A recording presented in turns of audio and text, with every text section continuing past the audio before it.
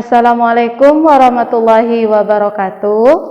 Anak-anak ibu, jumpa lagi kita pada video kali ini, yaitu tentang pembelajaran IPS dengan muatan pembelajaran pada pembelajaran 3 dengan materi jenis usaha, perorangan, dan kelompok. Pada video sebelumnya kita sudah mengenal apa saja jenis-jenis usaha. Sekarang kita harus mengetahui apa saja jenis usaha berdasarkan orang yang melaksanakannya. Yaitu ada 2. Yang pertama yaitu yang dilaksanakan secara perorangan dan yang dilaksanakan secara kelompok. Jadi sebuah usaha itu, sebuah jenis usaha dilaksanakan bisa dengan oleh 1 orang atau 2 orang atau lebih yang dikenal dengan berkelompok. Kita masuk satu-satu. Yang pertama yaitu jenis usaha yang dikelola oleh perorangan atau hanya 1 orang. Jenis usaha perorangan ini memiliki ciri-ciri. Jika dia berusaha, dia bertanggung jawab terhadap usahanya tersebut. Jika usahanya mengalami kerugian atau mendapati keuntungan, dia menikmati sendiri atau ditanggung oleh dia sendiri.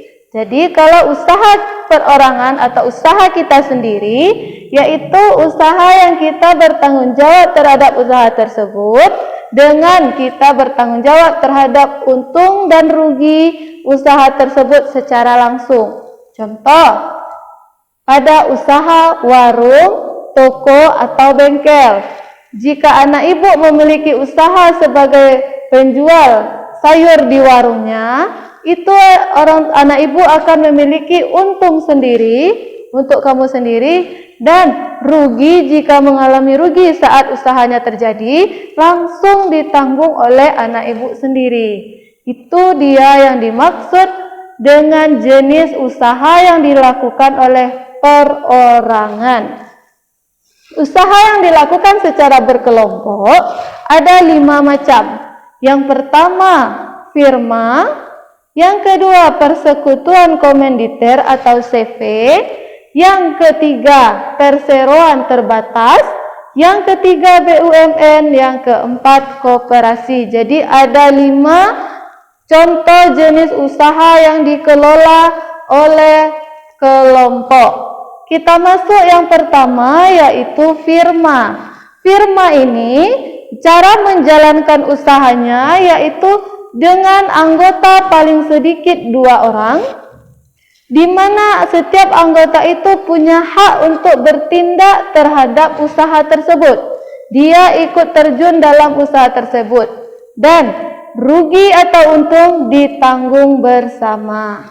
Jadi pada firma ini usahanya bergerak bersama-sama, rugi ditanggung juga bersama. Paling sedikit anggotanya 2 orang.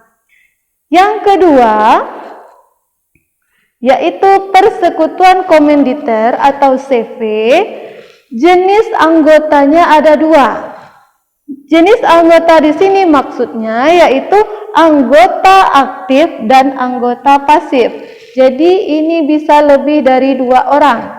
Ada anggota aktif dan ada anggota pasif. Siapa yang dimasuk ke dalam anggota aktif? Yaitu anggota yang aktif menjalankan usahanya. Jadi ada orang yang aktif menggerakkan usahanya. Ada anggota pasif, yaitu anggota yang hanya memberikan modal untuk berusaha. Jadi si anggota pasif ini hanya memberikan modal saja kepada si anggota aktif. Jadi pada CV ini terdiri dari 2 macam keanggotaan, anggota aktif dan anggota pasif.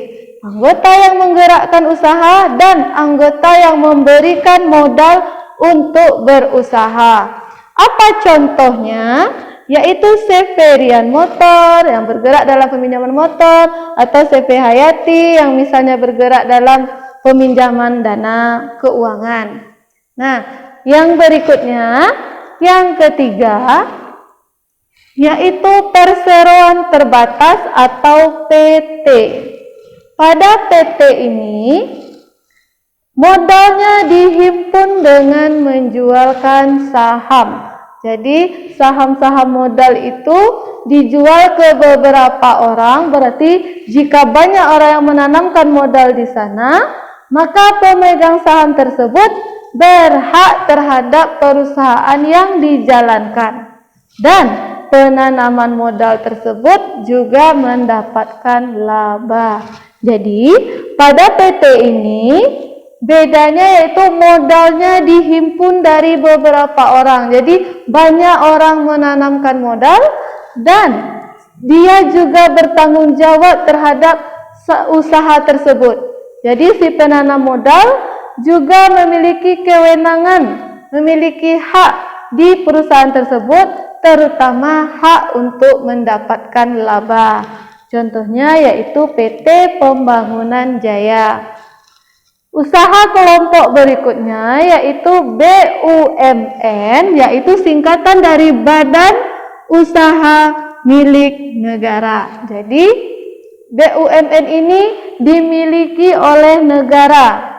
Kalau dimiliki oleh negara, otomatis modal usahanya berasal dari negara.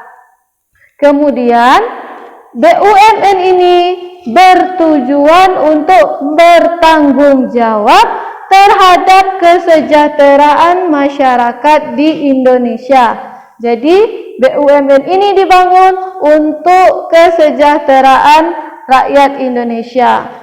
Ada dua contoh dari BUMN yang akan kita pelajari, yaitu Perum dan PT. Perum ini yaitu percetakan umum, contohnya Perum Peruri, yaitu perum yang bergerak dalam mencetak uang. Kemudian ada lagi PT KAI.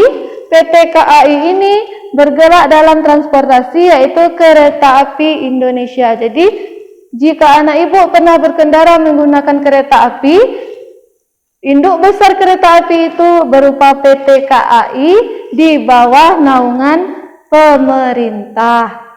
Jadi itu dia BUMN, usaha yang modalnya diberikan oleh negara, yang dikelola oleh warga Indonesia juga, yang bertanggung jawab terhadap kesejahteraan masyarakat. Yang terakhir yaitu koperasi. Koperasi ini jenis usaha yang memiliki asas kekeluargaan. Pada koperasi ini, anggotanya memiliki beberapa iuran atau membayar iuran atau simpanan, yaitu simpanan pokok yang dibayar satu kali saat kita mendaftar jadi anggota koperasi tersebut, dan ada simpanan wajib. Simpanan wajib ini dibayar satu kali 1 bulan. Biasanya koperasi ini bergerak dalam bidang peminjaman uang untuk modal usaha. Contohnya koperasi unit desa atau KUD. Jadi di sini bisa anak ibu bandingkan bagaimana itu usaha yang dijalankan secara perorangan dan bagaimana jenis usaha yang dijalankan oleh kelompok. Beda utamanya yaitu jika kita sendiri, rugi dan untung ditanggung sendiri. Kalau kita memiliki usaha berkelompok, rugi bersama, untung bersama. Kalau kita perorangan, usaha kita yang menjalankan sendiri. Tapi kalau kelompok, ada yang kita ikut menjalankan atau kita hanya sebagai penanam modal. Itu dia yang membedakan antara jenis usaha perorangan dan kelompok. Demikian penjelasan Ibu pada pembelajaran 3. Pada kali ini Ibu sudahi dengan Wassalamualaikum warahmatullahi wabarakatuh.